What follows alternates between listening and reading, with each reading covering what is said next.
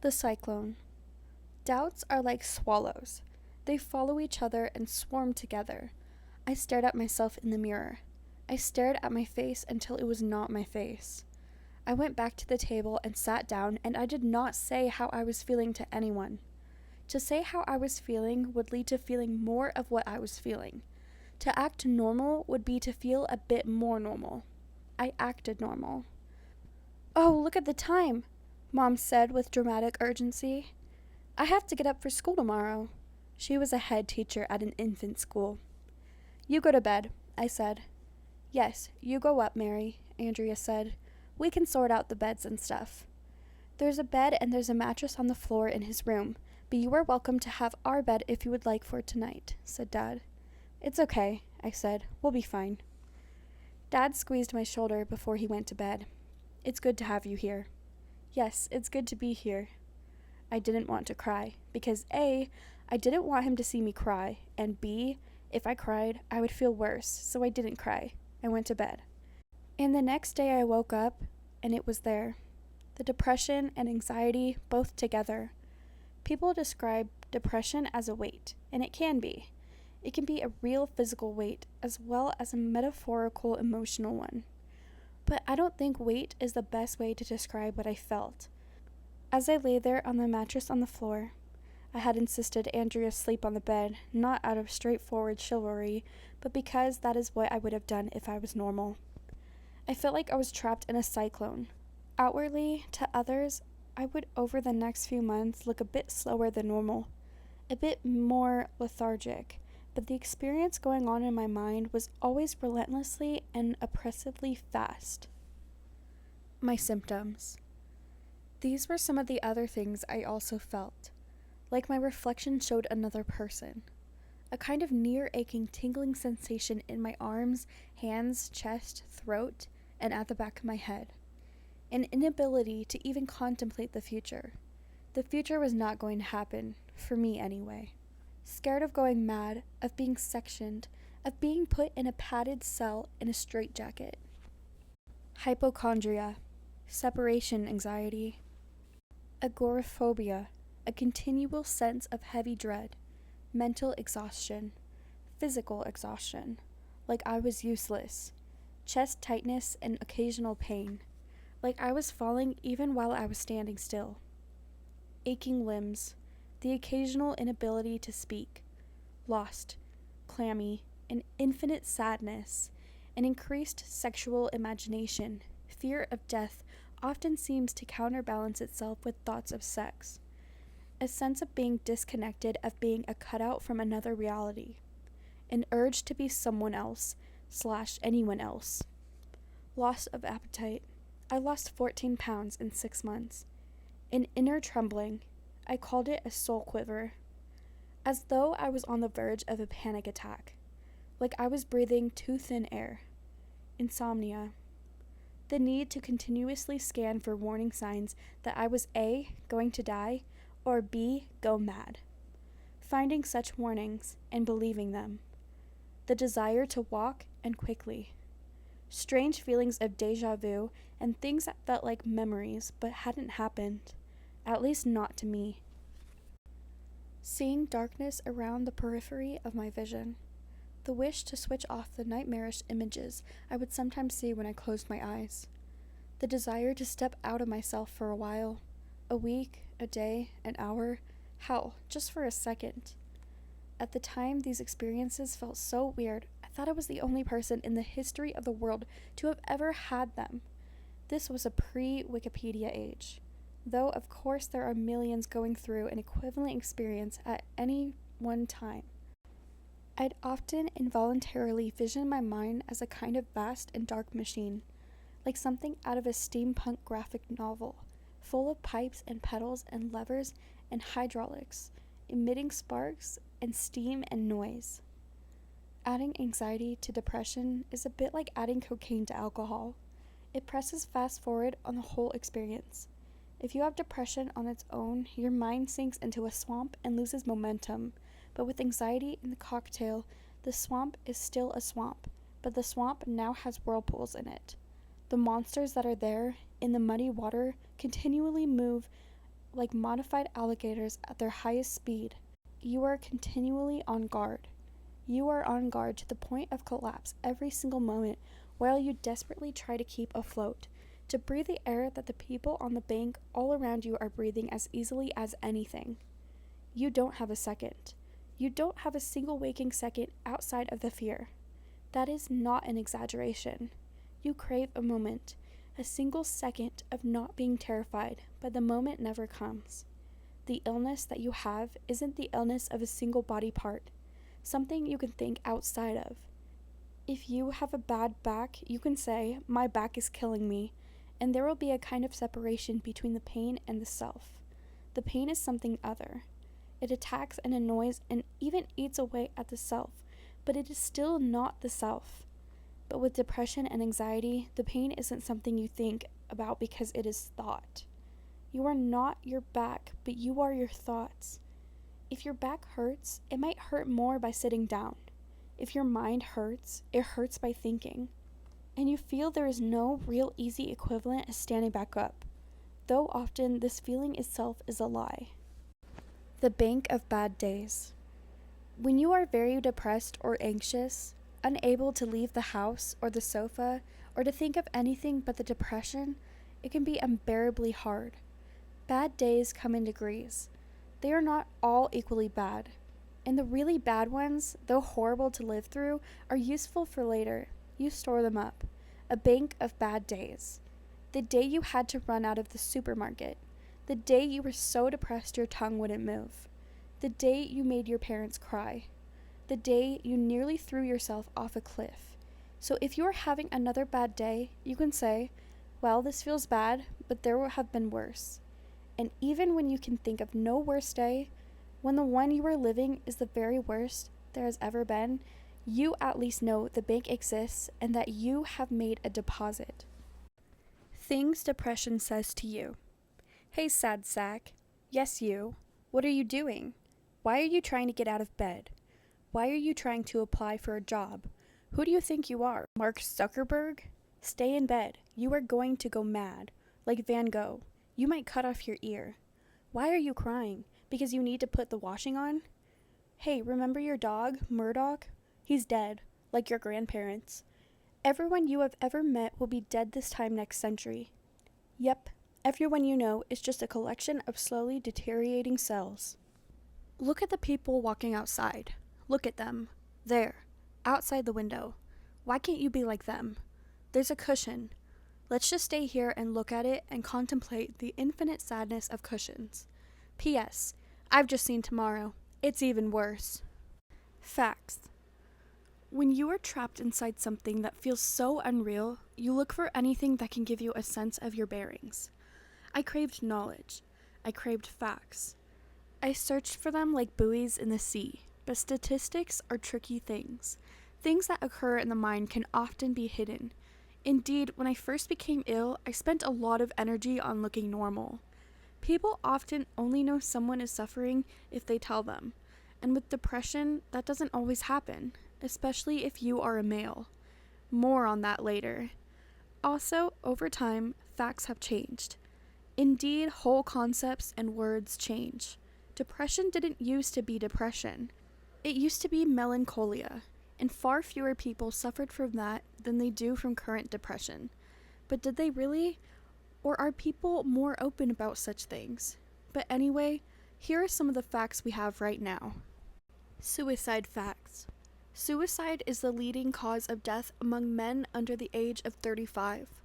Suicide rates vary widely depending on where you are in the world. For instance, if you live in Greenland, you are 27 times more likely to kill yourself than if you live in Greece. 1 million people a year kill themselves. Between 10 and 20 million people a year try to. Worldwide, men are over 3 times more likely to kill themselves than women. Depression facts. 1 in 5 people gets depression at some point in their life. Though, obviously more than that will suffer from mental illness. Antidepressants are on the rise almost everywhere. Iceland has the highest consumption, followed by Australia, Canada, Denmark, Sweden, Portugal, and the UK. Twice as many women as men will suffer a serious bout of depression in their lives. Combined anxiety and depression is most common in the UK, followed by anxiety, post-traumatic stress disorder, pure depression, phobias, eating disorders, OCD, and panic disorder. Women are more likely to seek and receive treatment for mental health problems than men. The risk of developing depression is about 40% if a biological parent has been diagnosed with the illness. Sources: World Health Organization, The Guardian, Mind Black Dog Institute. The head against the window. I was in my parents' bedroom, on my own. Andrea was downstairs, I think. Anyway, she wasn't with me. I was standing by the window with my head against the glass. It was one of those times when the depression was there on its own, uncolored by anxiety. It was October, the saddest of months. My parents' street was a popular route in town, so there were a few people walking along the pavement. Some of these people I knew or recognized from my childhood, which had only officially ended 6 years before, though maybe it hadn't ended at all.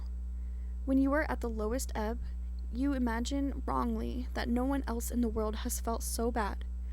I prayed to be those people, any of them. The 80-year-olds, the 8-year-olds, the women, the men, even their dogs. I craved to exist in their minds. I could not cope with the relentless self-torment any more than I could cope with my hand on a hot stove when I could see the buckets of ice all around me. Just the sheer exhaustion of never being able to find mental comfort, of every positive thought reaching a cul-de-sac before it starts. I cried. I had never been one of those males who were scared of tears. I'd been a Cure fan, for God's sake. I'd been emo before it was a term. Yet weirdly, depression didn't make me cry that often, considering how bad it was. I think it was the surreal nature of what I was feeling, the distance. Tears were a kind of language, and I felt all language was far away from me. I was beneath tears. Tears were what you shed in purgatory. By the end, you were in hell, it was too late. The tears burnt to nothing before they began, but now they came. And not normal tears either. Not the kind that start behind the eyes.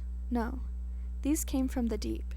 They seemed to come from my gut. My stomach was trembling so much. The dam had burst, and once they came, they couldn't stop. Even when my dad walked into the bedroom, he looked at me and he couldn't understand, even though it was all too familiar. My mom had suffered from postpartum depression. He came over to me and saw my face, and the tears were contagious.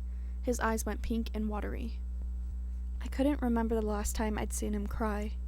He said nothing at first, but hugged me, and I felt loved, and I tried to gather as much of that love as I could. I needed all of it.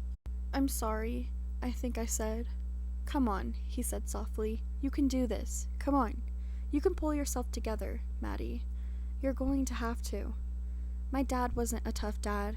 He was a gentle, caring, intelligent dad, but he still didn't have the magical ability to see inside my head. He was right, of course, and I wouldn't have wanted him to say much else, but he had no idea as to how hard it sounded. To pull myself together. No one did.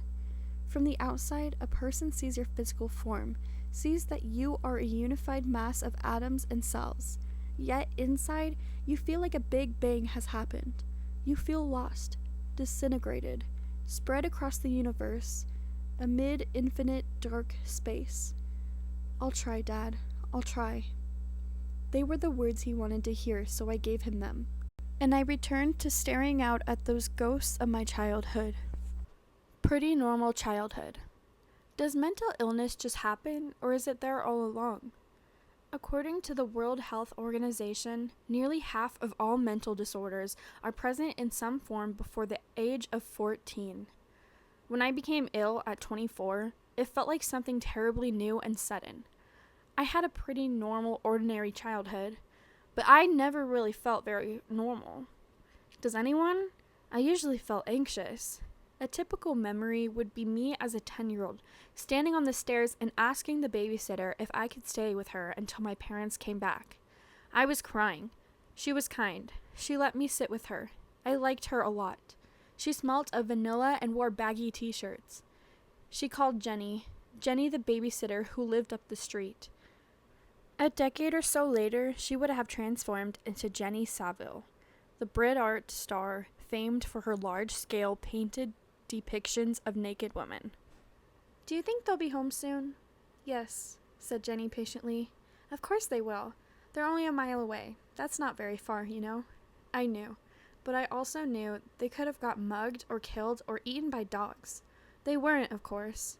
Very few Newark-on-Trent residents ended their Saturday night being eaten by dogs. They came home, but all my childhood, over and over again, I got carried on this way. Always inadvertently teaching myself to be anxious. In a world where possibility is endless, the possibilities for pain and loss and permanent separation are also endless. So fear breeds imagination and vice versa, on and on and on, until there is nothing left to do except go mad.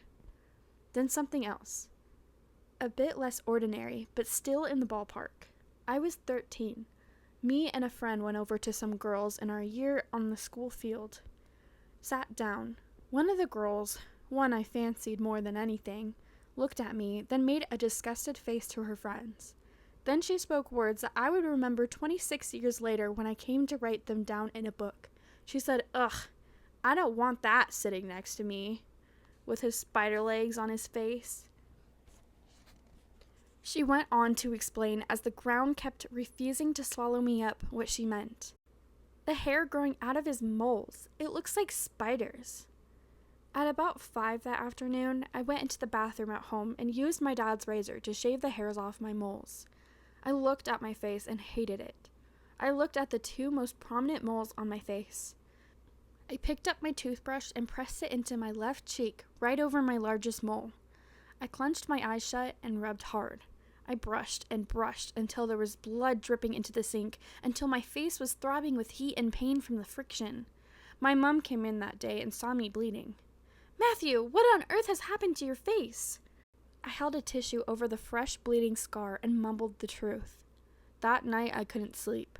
My left cheek throbbed beneath a giant plaster, but that wasn't the reason.